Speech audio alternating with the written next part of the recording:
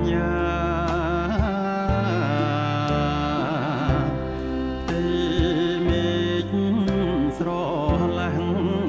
ឆ្លងសមុទ្រថ្លាលំហើយកាយាអាកាសបរិសុទ្ធតាមផ្លូវអ៊ូអក្រជន់ដទេភូមិឋានខ្មែរថ្មីបីដូចជាទេពនិមិត្តចំបាឡុងបិចស្រង់ហួស្មានគិតរៀមបានជួបចិត្តលងក្តីស្រមៃរៀមបងជាភៀវមកពីទីផ្សេងផ្កាអូនតាក់តែងក្នុងដួង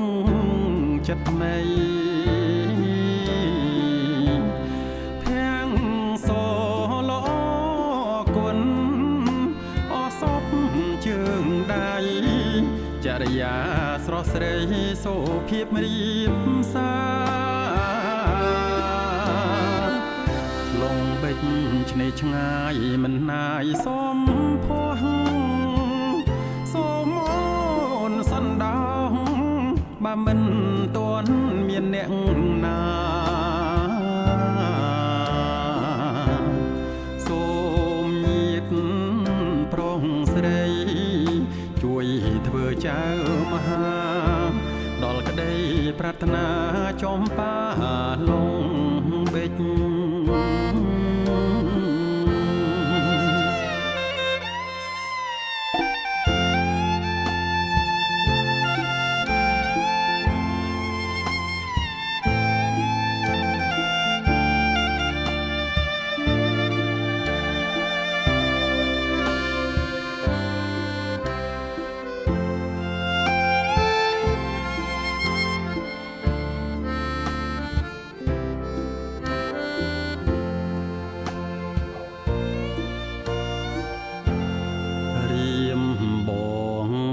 ជាភ្ញៀវ